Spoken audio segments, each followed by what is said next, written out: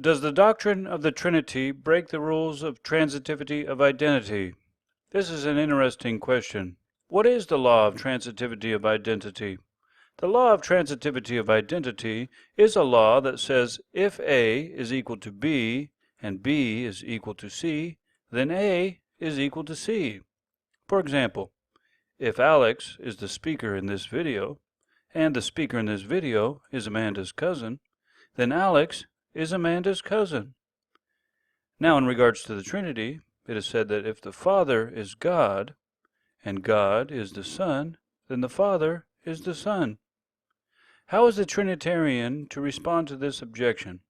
One answer that can be given to this is the Father is God, and the Son is God, but the Father is not the Son, because the statements the Father is God and the statement the Son is God are not statements of identity, but rather they are statements of predication.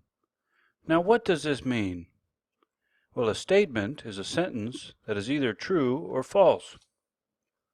A predication statement is a statement that attributes details to something.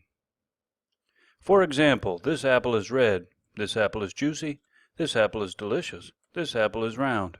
These are all statements of predication because they attribute the details of red, juicy, delicious, and round to the apple. Now, an identity statement is a statement that is used in attempts to define something. For example, this apple is an edible fruit from a tree known as the Malus sylvestris. Now notice the word is. The word is can have two different meanings in regards to predication or identification. For example, let's look at a few statements and pay close attention to how the word is can be used. This pencil is yellow. This pencil is a writing utensil. This cat is furry. This cat is a mammal. This alligator is green. This alligator is a reptile. Okay, notice the difference in these statements when the word is happens to be used to provide a detail and when it is used to provide a definition. When the word is happens to be used to provide a detail, it is known as a predication statement. When the word is happens to be used to provide a definition, it is known as an identification statement. Let's practice together. I will say a statement, and you guess if it's a predication statement or an identification statement. Now remember, predication is a detail and identification is a definition. Are you ready? Well, let's begin. Are the following statements predication statements or identification statements? 1. This water is cold. Answer: predication. 2. This water is H2O. Answer: identification. 3. YouTube is entertaining. Answer: predication.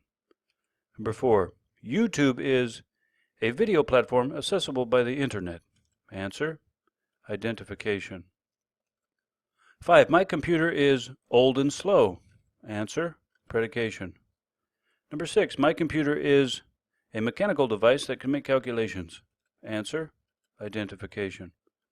Number 7. Ice cream is delicious. Answer: predication. Number 8. Ice cream is a frozen food product. Answer: identification. Number 9. My brother is nice to me.